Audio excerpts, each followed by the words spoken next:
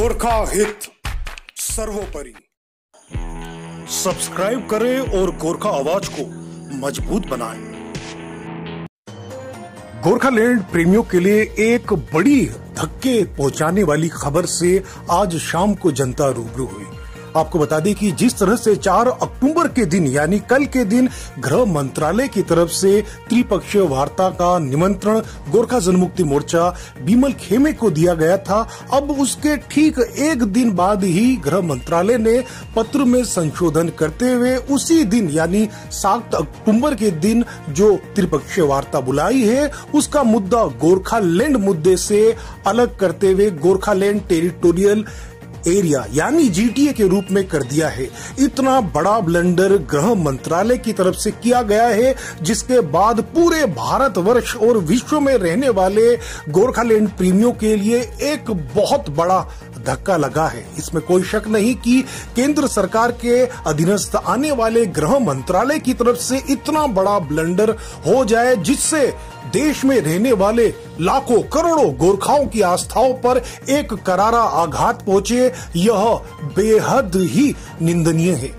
केंद्र सरकार को इस पूरे संवेदनशील मामले में और अधिक सावधानी बरतते हुए गोरखालैंड मुद्दे को जिस तरह से अपने पत्र में शामिल करते हुए एक बड़ा कदम के रूप में आगे खेलना, आगे बढ़ने के रूप में उनको दिखाना चाहिए था। कमोबश ऐसी स्थिति नहीं बनी। ऐसी स्थिति अगर बनती तो निस्संदेह ही भारत में रहने वाले तमाम गोरखालैंड प्रेमी एवं एक एक गोरखा जो देश के प्रधानमंत्री अक्सर कहा करते थे कि गोरखाओं का सपना उनका सपना है, उसको पूरा करता। हालांकि अब आते आते बहुत देर हो गई।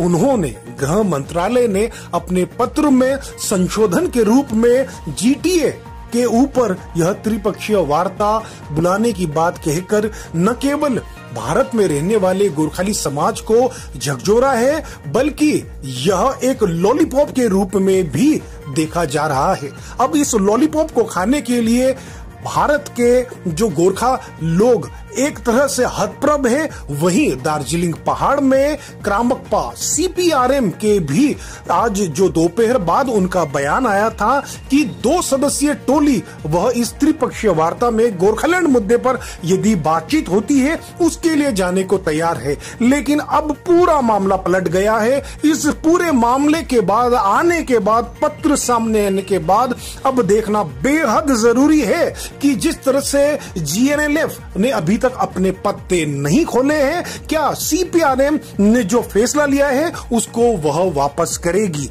गोरखा जनमुक्ति मोर्चा बीमल खेमे को एक पक्ष बनाते हुए एक कोशिश की गई थी कि गोरखालैंड जो 113 साल पुराना लंबित मामला है उसको वह पूरा करे, लेकिन ऐसा होता दिखाई नहीं देता। निसंदेह गृह मंत्रालय की तरफ से यह बेहद त्रुटिहीन जो गलती की गई है इससे भारतीय गोरखा समाज के लोगों को बहुत बड़ा धक्का पहुंचा है। अब 7 तारीख को होने वाली जो वार्ता है उसका अर्थ सबको अभी से मालूम है कि क्या होगा। दार्जिलिंग में एक तरह से फिर से गोरखालैंड के जो समर्थक है एवं जो टीएमसी के समर्थक है उनके बीच रस्साकसी का दौर भी देखने को मिलेगा। एक तरह से माना जा रहा था कि बिमल गुरुंग के लिए दार्जिलिंग आने के रास्ते बहुत अच्छी तरह से खुल जाएंगे, लेकिन अब जीटीए के ऊपर बातचीत होने के बाद लगता है कि बिमल गुरुंग को कुछ दिन का और इंतजार करना पड़ेगा। यह दिन कितना होगा यह तो आने वाला समय बताएगा, लेकिन एक तरह से बहुत करारा झटका देश के गोरखा समाज को, गोरखालैंड प्रेमियों को गृह मंत्रालय की तरफ से। गृह मंत्रालय की यह भयंकर चूक कई लोगों को, करोड़ों गोरखाओं के दिलों को भेद सा गया है। सब्सक्राइब करें और गोरखा आवाज को मजबूत बनाएं।